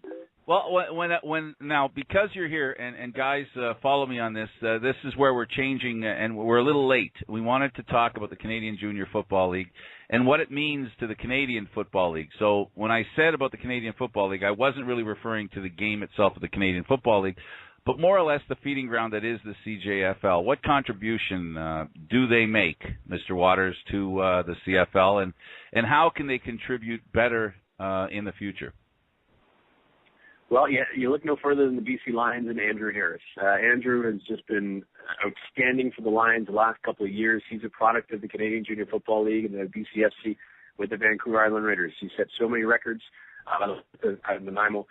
He's had so many records in the CJFL, and now he's, you know what he's doing with the Lions. I mean, when you're the most outstanding Canadian in the Grey Cup a couple of years ago, it's pretty impressive. So there has been a handful of guys that have come out of the Canadian Junior Football League and have jumped up to the CFL, and you're starting to see a lot more of that. There were some guys earlier on, before Andrew, but Andrew really, especially as of late, has really turned the attention of some CFL teams into the Canadian Junior Football League in BC, the Prairies, and the Ontario Football Conference, even in Quebec with the St. Cougars. There are a lot of scouts in the CFL all of a sudden taking note and showing up at training camps and showing up at games and trying to find that next blue chip player that's in the Canadian Junior Football League right now. So it's exciting times. Here it is. And I know since I'm in Kelowna, I certainly know a lot more about the BC teams and paying attention to what the BC Lions are doing. They have a young man, Anthony Daly, coming out of the Langley Rams organization who's practicing with the Lions right now on the offensive side. The kid's only 20 years old, and the Lions have really taken a liking to him. Stephen Dogie, coming out of Kelowna as well, the Okanagan Sun. He's on the defensive line, or right now he's more or less on the special teams of the Lions. But I wouldn't be surprised in the next year or two if he's right back on that defensive line of the Lions. So there is a lot of players now in the CJFL that are getting a good sniff from the CFL. But not only at the typically Canadian positions. Here in Toronto, I have the pleasure of watching Andre Drury. Great talent and Canadian players that are making staking new ground in positions that they're not commonly, the John Cornishes of the league, showing that Canadians can take part and be effective in positions that were usually non-import positions. Yeah, you're right on the money with that. And again, I go back to Andrew Harris. He started on the special teams, and now he's a running back, and was a running back with Nanaimo, and not traditionally a spot that a Canadian would hold on to. I'm still waiting for that first Canadian quarterback, though, to break through. A good chance, I thought, was Jordan Nance coming out again. Okay. I got one, William Finch. Okay. William Finch, out of Burlington High School, came to the we're all myopic in our view of the game. I spent a lot of time at the Argos practice facility and following the Argos practice. And William Finch I got to know about him, a young kid. He last year came out of high school, first year at Western, ended up playing some key games at the end of the year, showed awesome talent. Now, he's taken some training out of the U.S. His father, not his agent or anything like that, not his coach either, but he's been a guiding hand. His son is really coming in his own. It's been really tough. The quarterback position in Canada is really tough. That's why I wanted to inject that, because this is another kid that could be a CFL quarterback. Do you think that's going to happen? I'm not going to say in my lifetime because I don't have much time left. But what about in the next few years? I think so. I mean, you look at some of the talent, and if the league continues to expand in Ottawa, and you'll just get more opportunities for kids that are in the CJFL or just coming through the high school ranks, where I think because you're looking at so many more Canadians and that the league, I think, is really taking a liking to that, and maybe we'll see a few more roster spots be needed to take over by Canadians. I think certainly in the next 5 years, I think you'll see one or two Canadian quarterbacks, certainly hopefully more than that, because it is the Canadian game, and you watch these kids grow up with the Canadian game and pick their favorite CFL team, and hopefully they get a chance to play with their favorite CFL team. But I think so. I mean, you look at some of the talents, the records that have been broken across the CJFL. I always use this as a reference because I'm most familiar with the CJFL. But some of the players that are coming out of the CJFL are certainly talented, and the talent continues to grow every single year. Quarterbacks specifically, I mean, the development that some of these guys have made, and the coaches as well. And I mean, you can go right back to the coaches. I mean, these guys are coming from CFL programs. Here in BC, the West Shore Rebels new quarterback Tim Kurth, he is a former CFLer. So you get a handful of guys now that have been in the CFL, now making their way in the junior ranks of the coaching squad, and they know what it takes for these athletes, no matter what position, to move on to the next round.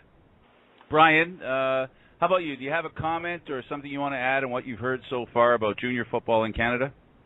Well, I think the BC Junior Football League and junior football in BC has been a big contributor to the BC Lions.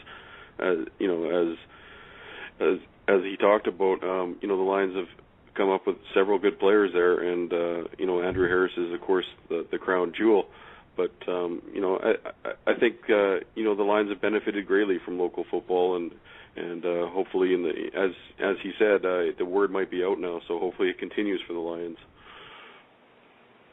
Mike, you're next, but first I want to remind everybody that you're listening to Candid Frank Live on Rouge Radio and Blog Talk Radio. We're with Tyler Bieber, our new co-host, Mike, the American CFL football fan, Brian Wawryshyn, and, of course, Tyler Waters. Now, Mike, tell us about your opinion on this. What do you think of the junior football? Did you get a chance in the U.S. to follow Canadian junior football? No, not really. But I just wanted to ask Ryan, like, how does that work? Is it guys that are Ryan Waters? Age, yeah, it's Ryan Waters. Like, what is the age group we're talking about for the CJFL? They're 18 to 22-year-olds that are no longer eligible in high school and are not affiliated with a university or college. So are the players paid at all, or is this sort of like a volunteer type thing?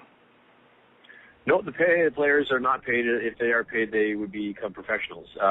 So no, they're not paid. It's more of the next level out of high school. If kids are in between university and college and high school, this is an opportunity for them to continue to develop. Kids like an Andrew Harris or like a Stephen Dogie, for example, moving on right from high school into the junior ranks and now into the CFL. So the age limit, once again, is 18 to 22, and no, they're not paid. And do you guys work at all in conjunction with any of the CIS schools, or do you guys operate separate from them? Operating separate from them. A lot of the markets in the CJFL, some of them in Ontario, but not a lot of them across the country are in university or CIS markets. Well, at least in BC, I should correct myself, because there is certainly a handful in Ontario. There's quite a few in the Prairie Football Conference as well. But, no, they don't really work hand-in-hand all that much. Each market is different. Some teams in the CJFL work very well with the CIS London Beefeaters, for example, working very closely with Western. I know a handful of guys from the Beefeaters were called up, if you will, by the Western Mustangs, pardon me. So there is that relationship, and I do like where that's going. I think there should be more of that. It is a common ground. It is developing Canadian junior football players and Canadian football players in general. So I would like to see a little bit more of that from, personally, anyway. And where would someone have to go to be able to watch any games? You guys like post highlights online, or is there any way to actually watch a game at all? Or yeah, in the Canadian Junior Football League, you have to scope out the sites of the teams. The CJFL just released a new website, which are working their way through as well, so that will eventually be a hub. So if you are wanting to watch a game, there are a handful of teams across the country that are providing a free or pay-per-view stream, a video stream that you are more than welcome to tune into. If you want more information on that, yeah, cjfl.net and there's a fan zone, a listen live, if you will, button that you can find there, and there were links to the upcoming games. Frank, can I throw one thing in there? Yeah, please. What do you think, Ryan, about the territorial protection rule in the Canadian Football League? I know there's a lot of talk about that in the last couple of years or so, and how they might consider getting rid of that. The Lions have certainly benefited from that. What do you think about that rule, and would you like to see the rule eliminated or expanded on at all? Well, it's an interesting topic. When you look at, again, you go back to Andrew Harris, a kid from Winnipeg, and to territorial rights of BC. I do kind of like it because it gives you the chance for the CFL teams to really see the players in their own province or in their own part of the country, see them develop. I do know that some of the teams across the prairies would like to eliminate the BC teams and Ontario teams coming in and trying to pluck and recruit their players. I know that's been a hot topic right now. But it is interesting. I'm kind of on the fence with it right now regarding if they should eliminate it or not, but it certainly has helped the BC Lions for sure, like you mentioned, with Andrew and Steven and some of the other players that are coming up through the ranks. So to be honest, I haven't quite made up my decision on that yet. Is it possible that some people suggest that local players enhance the attraction of the local team for the local fans? Is there any truth to that, do you think? I think there is. I think you can get mom and dad and aunts and uncles and family members that live down the street or friends that live down the street out to those games. I think that, the main goal is to develop these kids, whether they're local or not, and allow them to move on. And, of course, winning is a big part of that. But I do like the local people and the local kids that get a chance to play high school in Kelowna, for example, and then play with the Okanagan Sun. And the Sun have had a lot of success with that. I know the Saskatoon Hilltops have had tremendous success with players that stay close to home, maybe not necessarily going to high school in Saskatoon, but the surrounding area, and then they come to the Hilltops. And, this team has won 3 Canadian titles in a row. They're going for their 4th. They kick off on Saturday. So I do like the fact that there's a lot of local flavor, but you also want to be competitive. So if you can get a player or two from Calgary and you're in Nanaimo, I don't think there's anything wrong with that either, but I do like the fact that if you are local and you do get an opportunity to play for your junior team, I think it does help drive fans and obviously revenue to the team. Yeah, thank you for saying that, because from a totally selfish player's perspective, and when one looks at the upper echelon of Canadian football players, which in all honesty is the Canadian Football League, there's nothing better than playing at home, because it really does, and this sounds silly, I know, but I can't believe this not to be true. It's so much better for a football player to play at home in a league that doesn't pay as well as maybe it might or should, and it makes playing in the league more, how shall I say, tempting to do. You go on the road, and if you're only making $50,000 a year, you can lose that just on living expenses. So, I'm all for as many CFL players as possible playing near home, and I attribute a lot of the success our local team to me, which is I live in Mississauga, is Toronto, the Argonauts. I think that a boon for them has been the way the team has brought in players locally, and I think that's been a positive for the franchise and a contributor to the success that the Argonauts have had. And I can't believe that BC hasn't, done well because of that. And maybe that's why, as was stated, the Midwest or the teams in Central Canada don't really want this rule, because it seems to give an inherent advantage to the Eastern and Western teams that come from, these kinds of situations. Well, now, I would think BC has done well through that process. They benefited greatly from the territorial protection rule, I think. BC football has really taken off, and I think you can go back to the return of Bob Ackles to BC. I think he really wanted to build that amateur football program, and I think more kids are playing football these days, and I don't know, maybe Ryan can attest to that, I'm not sure, but I think BC football has grown a lot, and there's a lot of good football players in this province, and the Lions have taken advantage of it. Robert Ackles, right? Bob Ackles. Bobby Ackles. Yeah, I know. I was being really polite. Tell us a little bit of, now he has a big history in the CFL. So, this isn't a guy who you're not naming somebody who just happened to come out of junior football. Well, when he came back to BC the second time, one of his main objectives was to grow amateur football in the province. He felt that was a key component to not only producing players, but to produce interest in the product. So, Bob, when he came back, did a lot of work with the junior programs and the high schools and minor football. He created the Orange Helmet Awards, which are, I'm not sure if that's, I think that's more high school and amateur football. I don't think that has anything to do with Ryan's league, but, he created these Orange Helmet Awards, where every year they celebrate the best in amateur football, and they raise money for amateur football. So he was a huge contributor to that in this province, and the football, the BC Football Hall of Fame was created by him. I think football has grown in this province, and the Lions have benefited from it. Bobby Ackles is one of many football fan. We in Toronto are grateful for the fact that the owner of the BC Lions decided to salvage the Toronto Argonauts off the scrap heap. And I know nobody wants to hear that, but let's be honest, the Toronto Argonauts could not find an owner. And, the Braley Bowl is a joke for some, but for me it's a very serious thing in the sense that, without Braley, David Braley, who's a Hamilton season ticket holder, owns the BC Lions, and also his family owns the Toronto Argonauts. This is a typical thing where, thankfully, the few that love the game so much carry the load for the so many. And Bobby Ackles has done so much for BC and football. Because if it's not for him and growing the game in BC, as our friends in Quebec have done, the CFL would not be as good a place to go or to be a part of or to watch. Yeah. And David Braley did the same for the Lions. I don't know if the Lions would be around today if it wasn't for David Braley. So, wow. Absolutely. Mike, you wanted to say something? Yeah, actually, that led into a question I had for Brian, which was in 2011, I was really excited about the whole new stadium, and I thought that run they had was going to turn things around. But I listened to an interview recently by their team president. He talked about the frustrations they had with the lack of attendance and the overall fan support in Vancouver. So do you maybe want to shed some light on that, or what's the perception of the team and how's that going? It's a struggle.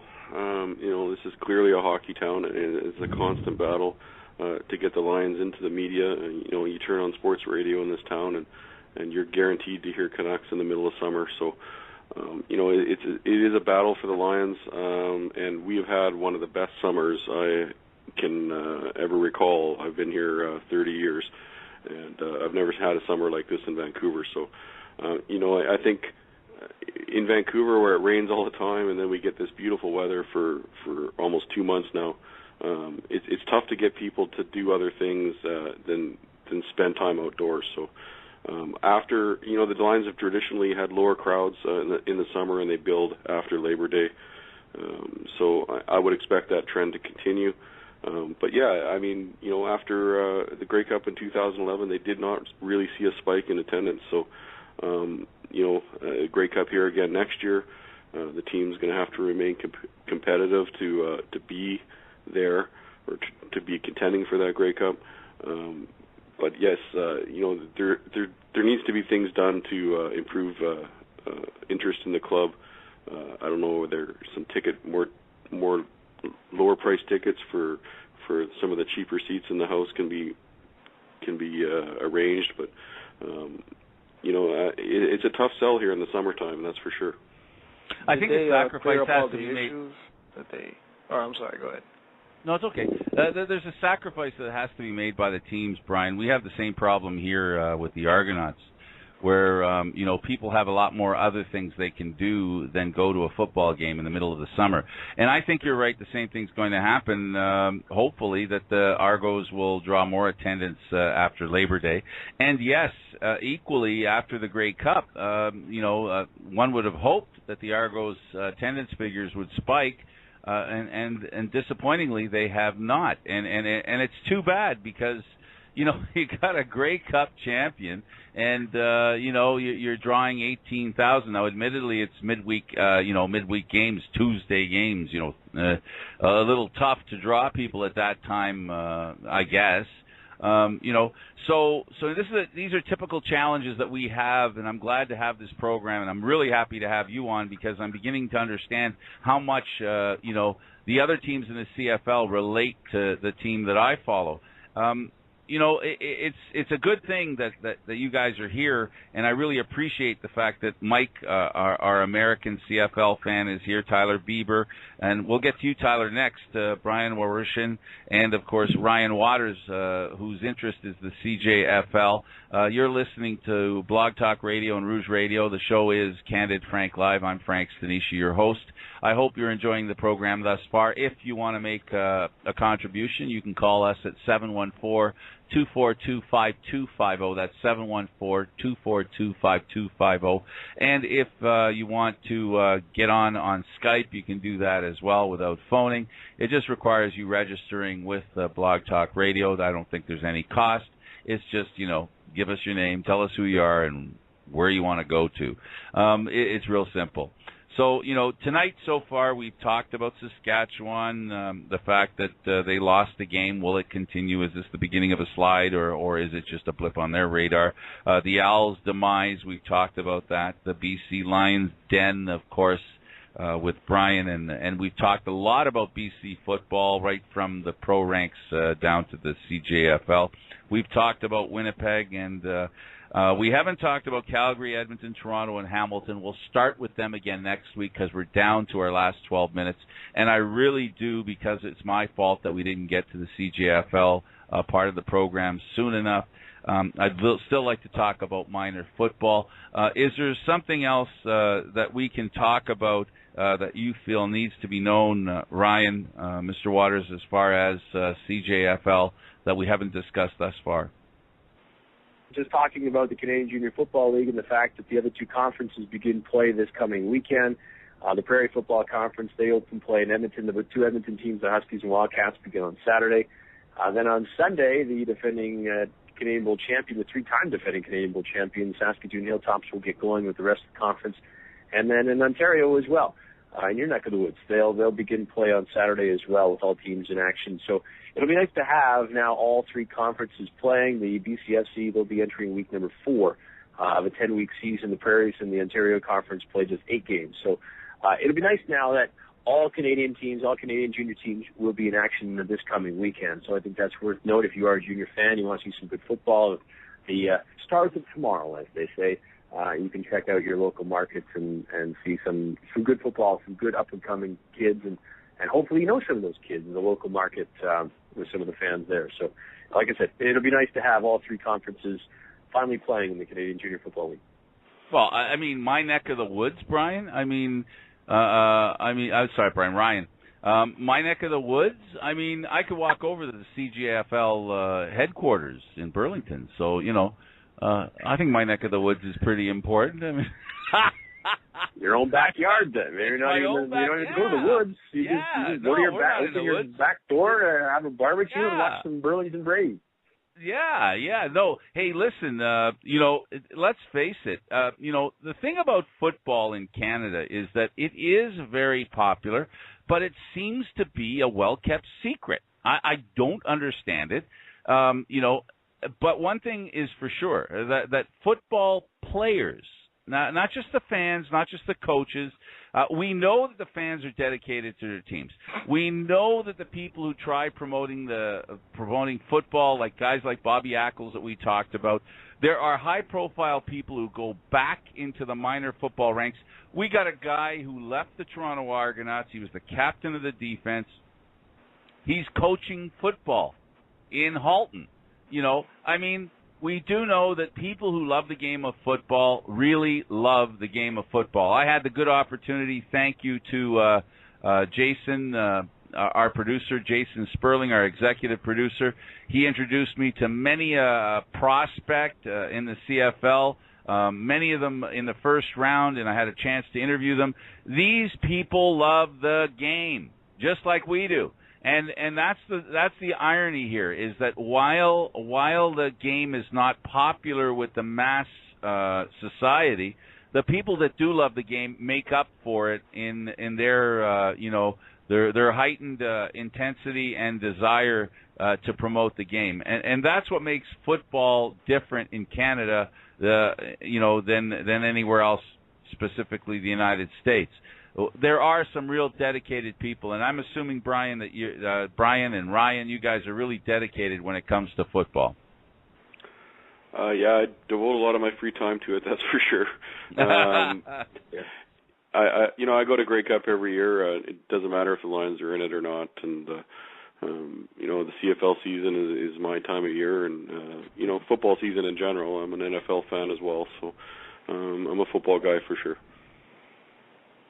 Ryan? Yeah, I would echo those thoughts. You just have to ask my wife. She's angry when football season begins. So you could say I would be dedicated, and I work a lot here in Kelowna with the Canadian Junior Football League and the local team, the Okanagan Sun. So yes, definitely that. And it is nice to see. You mentioned coaches and guys giving back and volunteers, and I know a lot of coaches around the CJF teams are ex-CJFL players for those teams. And that's the neat thing, and these guys are, for the most part, all volunteers, and they dedicate their time, and they're out there with the kids every day from 6 until 8 or 8 until 10 or whatever the schedule may be for their time on the field, and they continue to work with player after player, kid after kid. Doesn't matter if practice is over at 8 o'clock. They're still out there working with the long snappers, or they're out there with the punters, or they're out there with whoever. And those guys are super dedicated. And the quarterbacks, yeah, but I mean, when you're a quarterback, you're quote-unquote the superstar of the team. You don't need any practicing. But everybody else, certainly, and that is the neat thing. Yes, the quarterbacks, but certainly the unsung heroes, like a long snapper, like a holder, like a kicker. I mean, those are the unsung heroes sometimes, and the fact that those coaches are out there, again, volunteering their time, it's just great to see. And those, like you say, they're dedicated to the game of football. They're dedicated to the kids that are playing the game of football. Yeah, Ryan, is the next Andrew Harris out there right now? I'm sorry, say that again? Is the next Andrew Harris in our midst? Is there a player that you can tell us to watch as the season gets going here? Well, there was a kid in Edmonton named Jordan Samuel, a terrific running back who sadly was injured at the end of last year, will not be playing this year for the Wildcats, but look for him in the years to come. Every team seems to have one or two standouts. You look at the Langley Rams here in BC. They've got a couple of kids. Malcolm Williams comes to mind, a receiver. Whitman Tamuziak in Nanaimo with the Vancouver Island Raiders. There are players out there that could make the next jump to the CFL. And like I said, the Prairie Football Conference and the Ontario Football Conference get going this weekend. So no doubt there'll be a player or two coming out of every single game that you look at and go, you know what, he's a special player, and he has a chance to go a long way in this game. Mike? Yeah, I just wanted to ask Brian, how often do you post your podcast? Is it like a weekly thing, or? Yeah, we do. We're aiming for one a week, but life sometimes gets in the way of that. Okay. No, it's good. I just wanted your website's it's really nice. Oh, thank you very much. Yeah. Well, why don't we do that? We've only got about 4 minutes left. I want to make sure that I give you guys an opportunity to ensure that anybody who's listening gets a chance to follow you guys directly. Mike, tell us about your endeavors and how people can follow you. Yeah, I got my blog at truecflfan.blogspot.com, and you can check it out whenever. Brian? bclionsden.ca. You can also follow us on Twitter at bclionsden, and on iTunes you can search for BC Lions and find our podcast up there, and we'd love for you to subscribe to that. Tyler? CFLdaily.ca, on Twitter at CFLdaily. I also do some work along with Kent Ridley, who you had on last week on the show. He is at Ridley Scouting. We are affiliated with Sports A.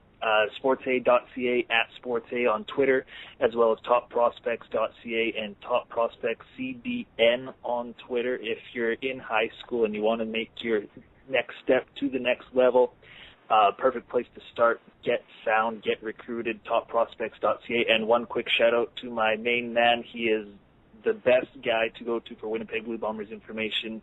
Follow him on Twitter at Darren Bombing, DarrinBauming.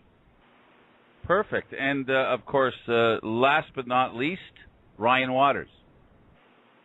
If you want to know what's going on in the Okanagan Valley in beautiful British Columbia, you can follow me on my website, ryanwaters.ca. The Waters is with 2 T's. And my Twitter is at Ryan, the number 2 T's, at Ryan 2 T's Waters, at Ryan 2 T's Waters. So, like I said earlier, everything that's going on in the local community, again, it's all about local sports here in Kelowna and the Okanagan Valley. You can check out the website and appreciate that.